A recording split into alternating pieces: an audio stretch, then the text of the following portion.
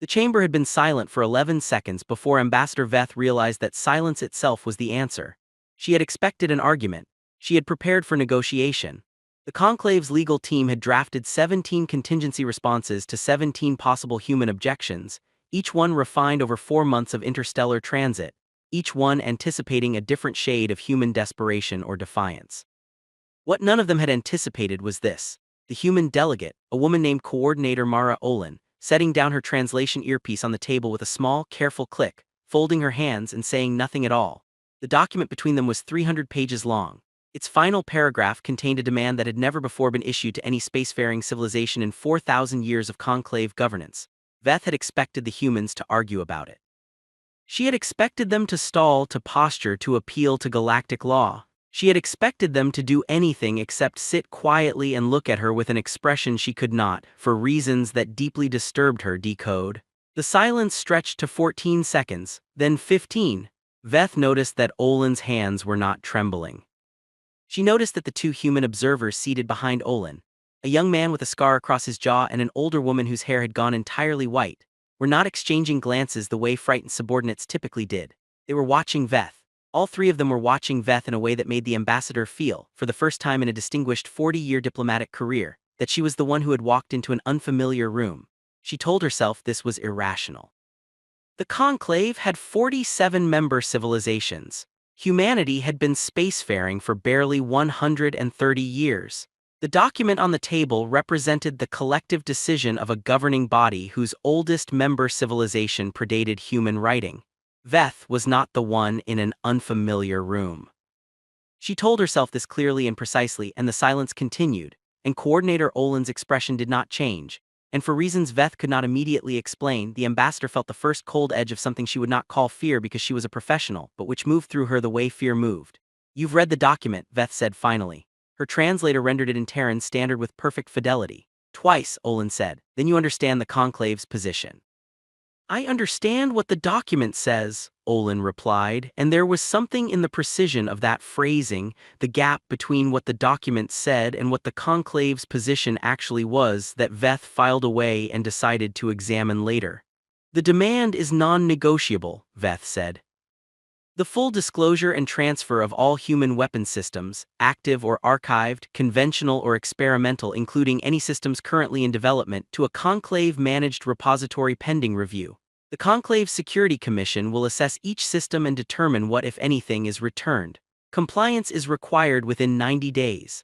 "I know," Olin said, and...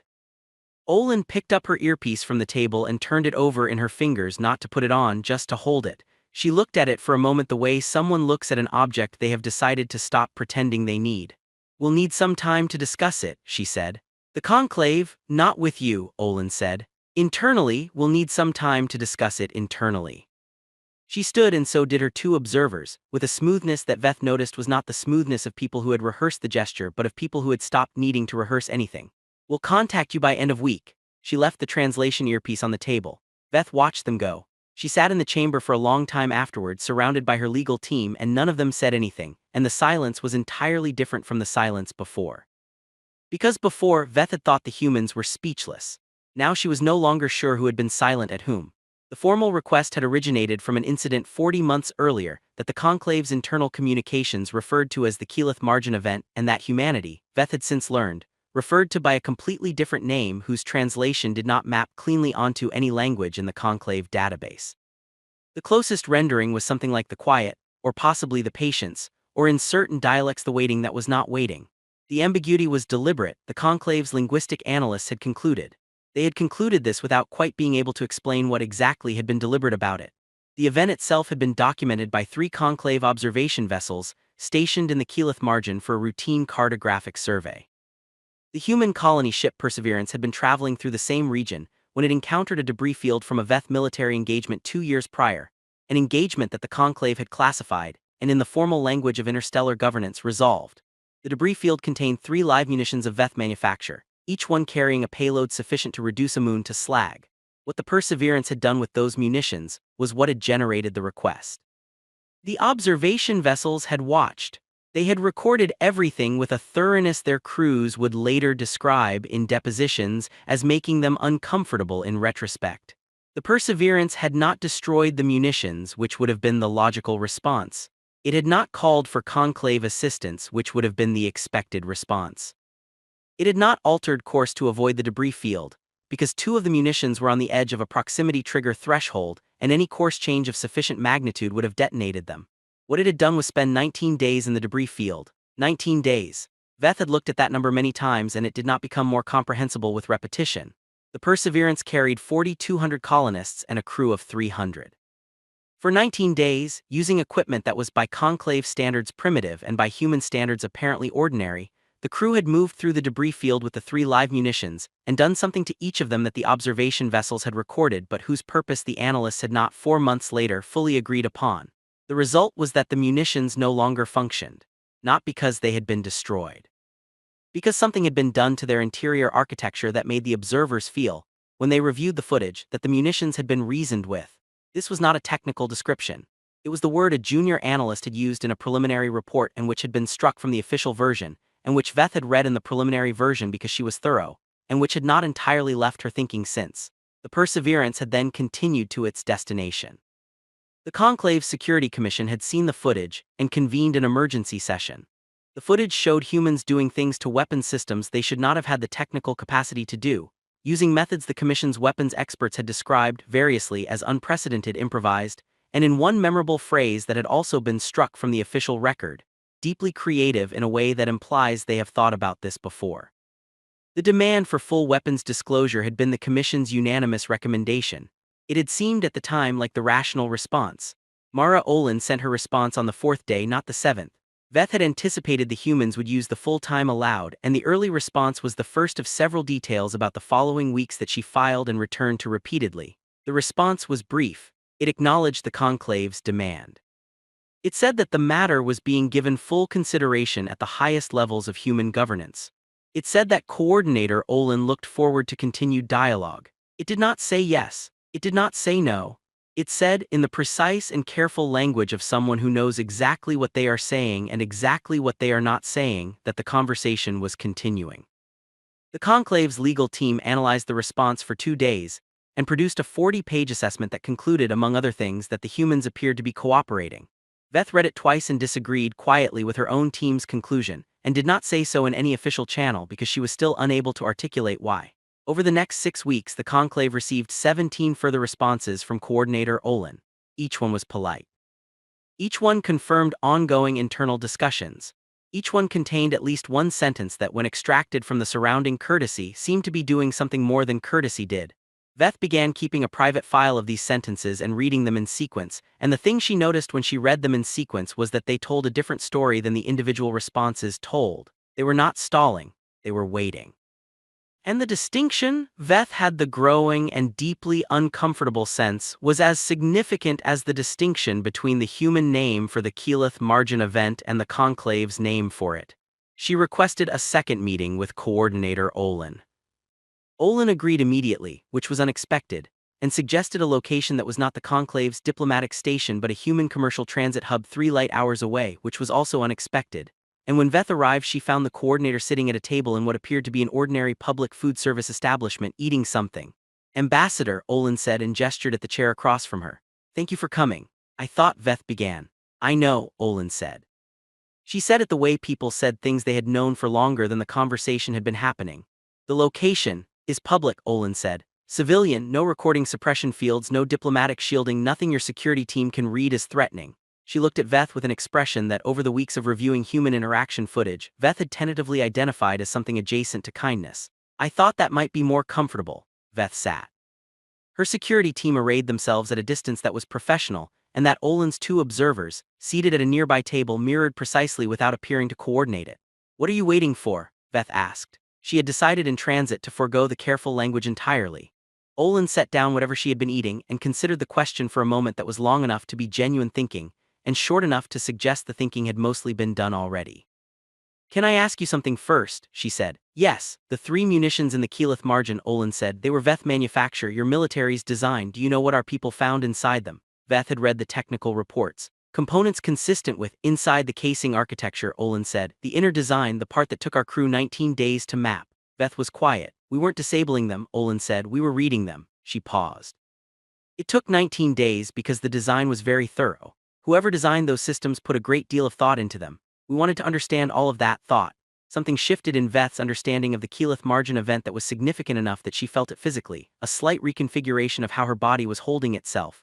The commission, Veth said slowly, believed your crew was disabling the munitions. I know, Olin said, you allowed that interpretation.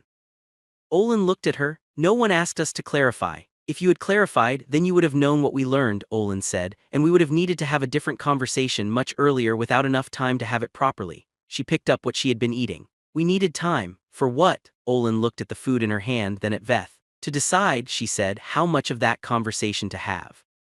Veth went back to her ship and did not sleep for 30 hours and wrote 4 drafts of a report to the commission and deleted all of them, because she could not find the language to explain the specific quality of what she had just understood.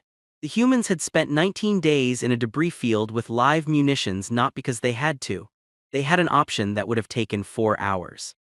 They had spent 19 days there because they had decided to learn something, and the learning had taken 19 days, and they had emerged from it knowing something they had then spent 6 weeks deciding whether and how to reveal. The Conclave had issued a demand for human weapon systems. Veth was beginning to understand that the humans had known what was in the demand before the demand was issued, because they had already read its architecture. The question that followed from this understanding was so large that Veth stood at the observation port of her ship and looked at it for a long time without being able to see its edges. The official response arrived on the 61st day of the 90-day window. It was delivered not to the Conclave's diplomatic station but simultaneously to all 47 member civilizations, flagged as public diplomatic correspondence. A move that the Commission's legal team spent several hours determining was not technically a violation of any protocol because no protocol specifically covered it. Coordinator Olin had recorded it herself. She was seated at a plain table in a plain room, and she spoke in Terran standard with a translation overlay in the primary language of each recipient civilization, and she began not with the demand or the response to it but with a question. She asked the Conclave if they knew how many weapons systems existed in human possession. Not the systems in service, not the active military arsenal which was what the demand had specified, all of them. Every system, archived or active, conventional or experimental, including systems currently in development. She asked the Conclave if they had, before issuing the demand, attempted to calculate that number. She said that she was going to tell them what the number was, and she asked them before she did to consider what the number implied about the conversation they were trying to have. Then she told them. The number was not large in the way the Commission had expected large to mean. It was not a count of devastating superweapons or city-killing platforms, the kinds of things the Commission's analysts had been anticipating and preparing containment protocols for. The number was something else entirely. The number was 11,473,218 discrete weapons designs archived in human databases since the beginning of recorded human history. 11 million. Olin let that settle for a moment that she had timed, Veth would later realize with a precision that was not accidental. Then she said that she wanted to explain what that number meant. Humanity, she said, had been building weapons for as long as it had been building anything. For every agriculture technique, every architectural innovation, every medical advance in human history, there existed a corresponding progression of violence, running parallel, feeding back, cross-pollinating in ways that humans had not always chosen and had not always been able to stop. The arrow that helped hunters feed families also cleared lands of people who were in the way. The metallurgy that built bridges also built swords. The chemistry that enabled fertilizers also enabled poison gas. The nuclear physics that could power a civilization could end one. This was not unique to humanity, Olin said. She was careful to say it was not unique to humanity. But humanity had been alone. For 120,000 years before first contact, humanity had been the only intelligent species it knew about, and in that isolation it had done what isolated things that are afraid do. It had kept building. Every threat it faced, it built a response to. Every response the threat built, it built a counter-response to. The process had no external moderator, no galactic authority, no third party to appeal to. The process was self-referential and self-escalating. And for 120,000 years it had fed on itself, and the result was 11 million distinct solutions to the problem of ending life, each one representing a chapter in a history of fear that no other spacefaring civilization had experienced in the same way, because no other spacefaring civilization had been alone for that long. What the Conclave was asking humanity to hand over, Olin said, was not an arsenal. It was a history. And the question she would like the conclave to consider before the response to the demand was formally issued was whether the conclave understood what it was asking to be responsible for. The recording ended. Veth watched it 4 times in a row, then she sat very still for a while. Then she accessed the preliminary report from the Keyleth margin analysis, the one with the struck phrases, and read it again. Then she did something she had not done since early in her career. She recorded a personal log and did not transmit it anywhere, just recorded it for herself because she needed to hear herself say the things she was thinking.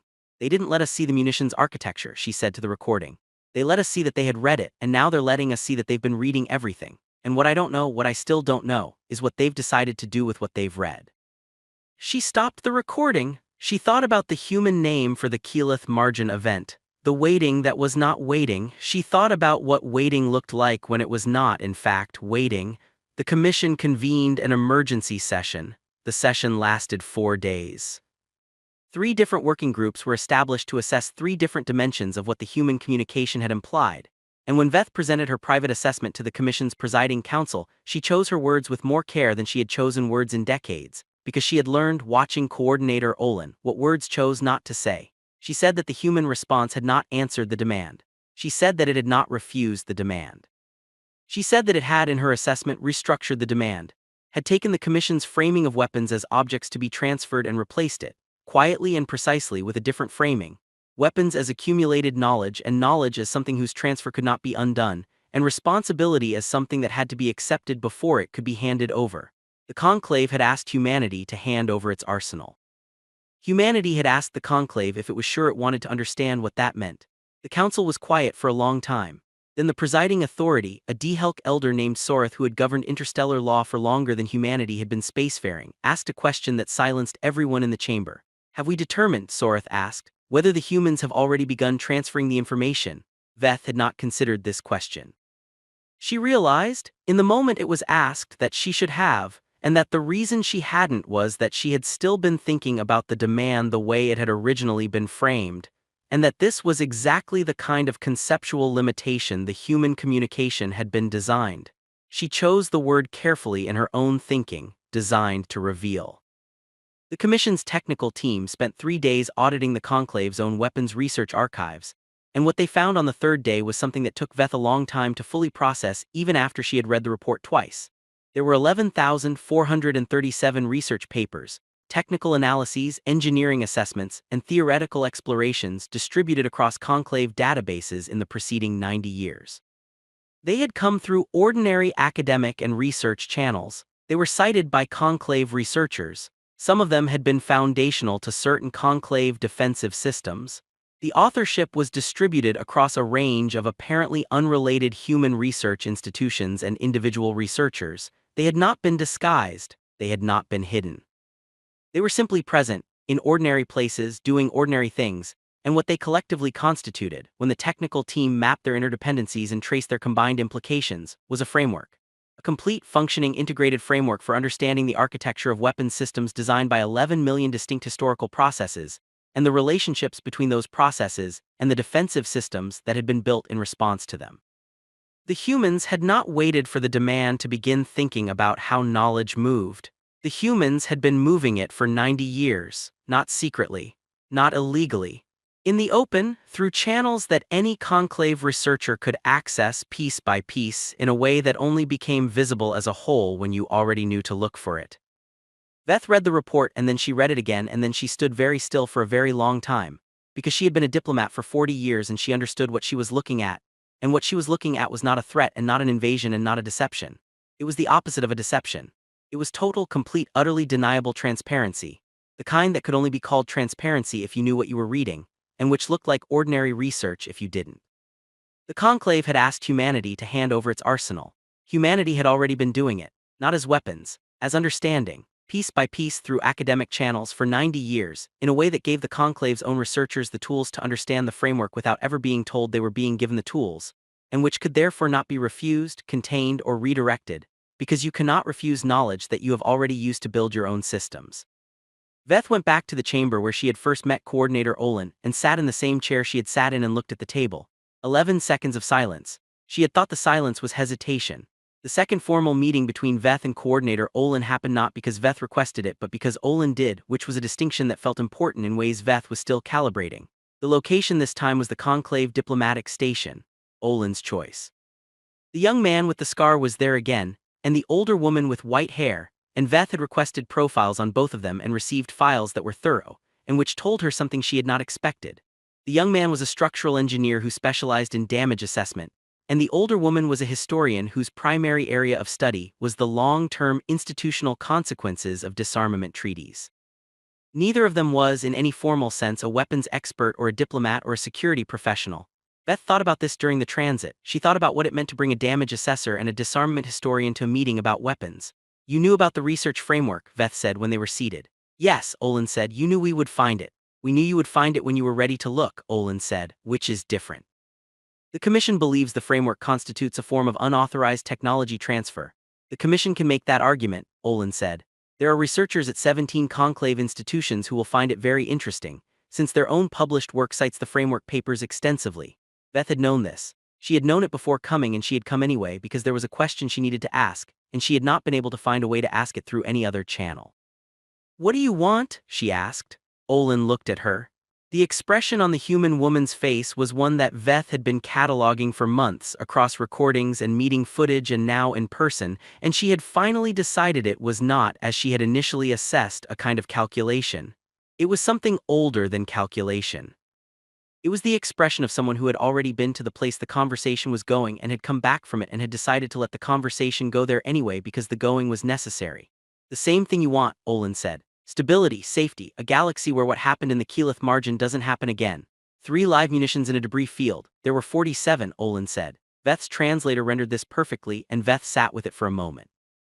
"The report said 3. The Conclave's observation vessels detected 3, Olin said. Our crew found 47, the other 44 were at configurations the observation vessel's sensors weren't calibrated to detect." She paused. "We disarmed all 47, the documentation is in one of the framework papers. It's not labeled as Keyleth margin documentation, you'd have to know what you're looking for. 47, not 3, 47.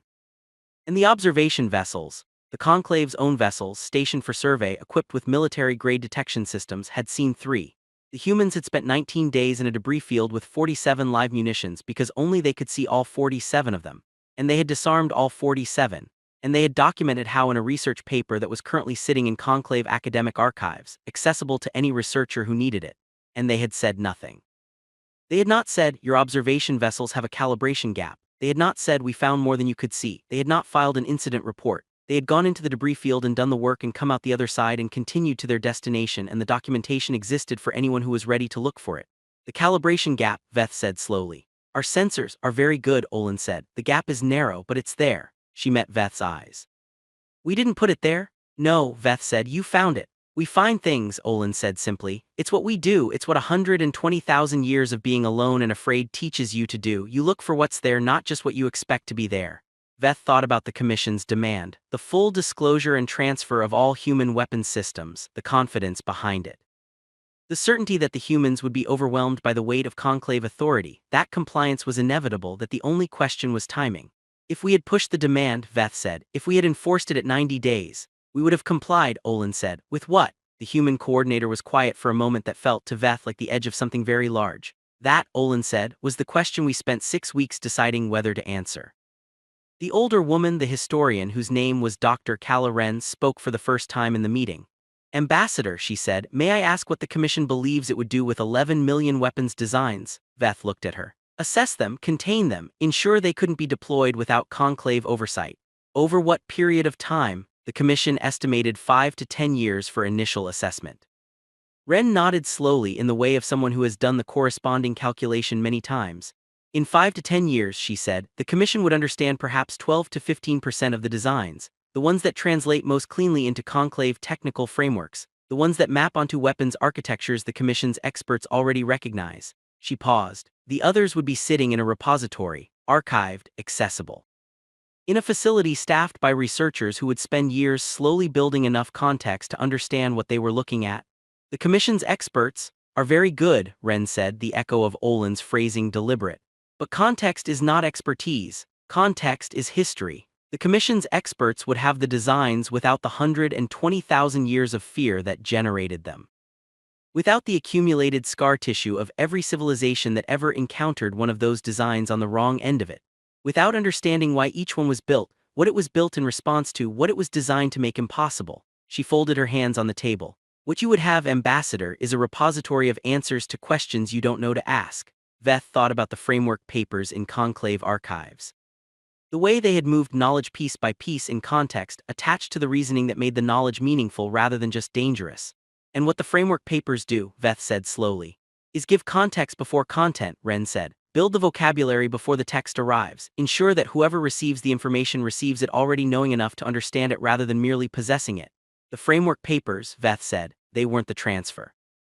They were the preparation for the transfer. Olin and Ren were quiet. You've been preparing us, Veth said. For 90 years, you've been building the contextual architecture in conclave research before sending anything that would require that architecture to understand safely. We've been having the conversation, Olin said, in the only form the conversation can safely take. The young man with the scar, the damage assessor, said his first and only words of the meeting. His name was Tarek. Veth had not addressed him and he had not volunteered himself, and when he spoke it was quietly, almost to himself, except that the room was silent enough that everyone heard it. My job, he said, is to walk into places after bad things happen and figure out what broke and how, not to assign blame, just to understand the structure well enough that you know what to shore up next time. He was looking at the table when he said it.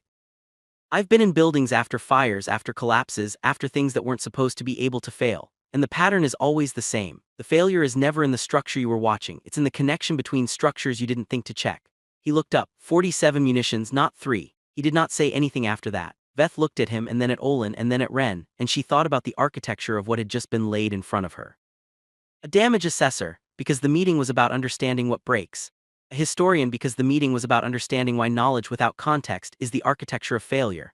A coordinator who had left a translation earpiece on a table 11 weeks ago and never asked for it back. They had brought exactly the right people, as they had been doing apparently for 90 years. The Commission's formal response to Coordinator Olin's communication was issued 17 days later.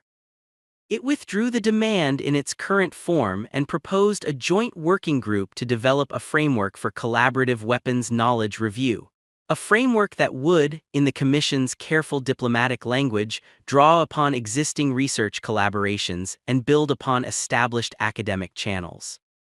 It was an acknowledgement, written in the language of institutional face-saving, that the humans had already been doing the thing the demand had asked for, in the only way that made the thing safe to do, and that the conclave was now going to officially participate in a process that had been running without official participation for nearly a century.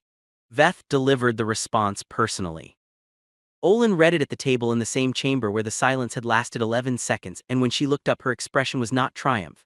It was something that Veth had finally, after months of trying, found the right word for. It was relief, not the relief of winning, the relief of something that had been held for a very long time finally being held by more hands. One question, Veth said. Yes, the framework papers, the research distribution, the 90-year preparation. Veth paused. Did you know when it started that it would take 90 years? Olin was quiet for a moment that Veth recognized now as genuine thinking.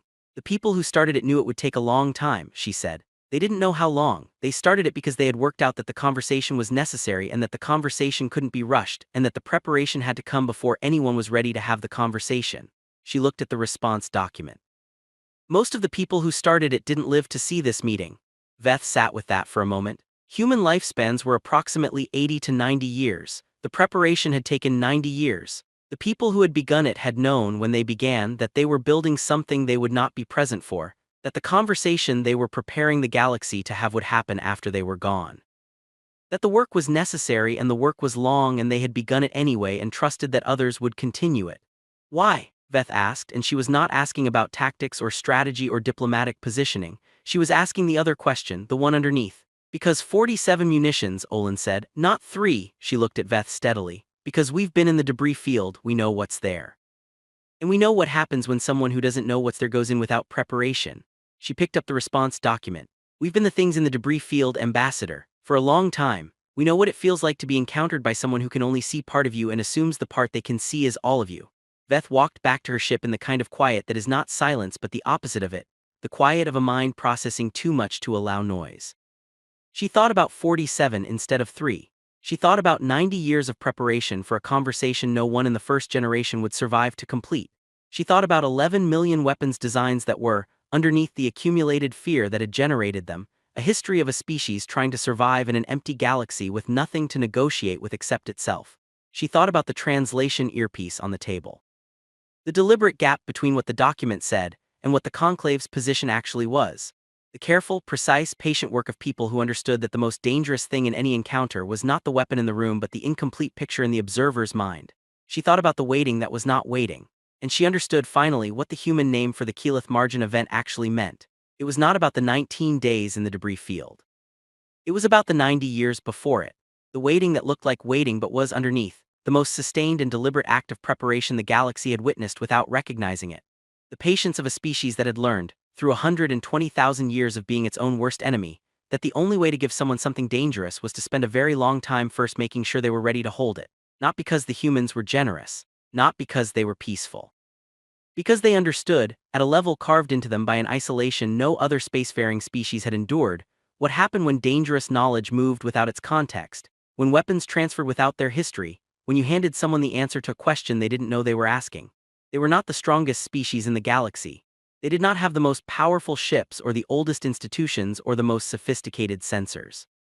They were the species that had walked into a debris field with 47 invisible munitions and spent 19 days reading each one, and had documented everything they learned and had said nothing about it, and had trusted that the galaxy would eventually be ready to look for what they had left behind.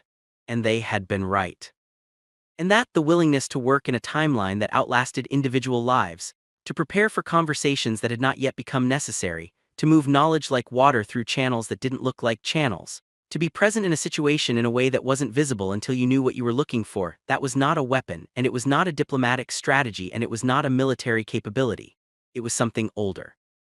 It was what you became when you spent 120,000 years afraid and alone and had to figure out, generation by generation, how to survive not just the threats outside you but the ones you built yourself. The galaxy had looked at humanity and seen an arsenal. What Veth had been sitting across from for 11 weeks was a civilization that had already disarmed itself the only way that actually worked, not by surrendering its knowledge, but by spending a century making sure the people who needed to share that knowledge were ready to understand what they were holding. She stood at the observation port of her ship and looked at the stars and thought about the munitions no one else could see, and the papers in the archive no one had thought to read as a whole, and the people who had begun a 90-year conversation knowing they would not live to hear the answer. Somewhere, a damage assessor was already writing his next report. Somewhere, a historian was already noting the date. And the galaxy, which had demanded that humanity hand over its arsenal, was only beginning to understand that humanity had been doing exactly that for longer than the Conclave had thought to look, and that the truly frightening thing was not the 11 million designs, or the 47 invisible munitions, or even the calibration gap in Conclave sensors that humans had found and documented and quietly waited for someone else to be ready to know about. The truly frightening thing was the patience. The titanically, incomprehensibly, serenely patient willingness to begin a work that would not be finished in your lifetime, to trust that it would be continued, to believe, without evidence, without guarantee, without any promise from a galaxy that had not yet even noticed you were trying, that the conversation was worth having even if you would never hear how it ended. That was not strength, that was not strategy. That was something the galaxy had no category for and no defense against, and Veth realized, standing at the observation port in the dark between stars, no desire to defend against. Because somewhere in the architecture of that patience was the only thing that had ever actually made any civilization safe. The knowledge that some things were worth starting even when you wouldn't survive to finish them. And the humans, alone in their debris field for 120,000 years, had learned that lesson so deeply it had become the structure of everything they built, including the careful and unhurried work of teaching it to everyone else.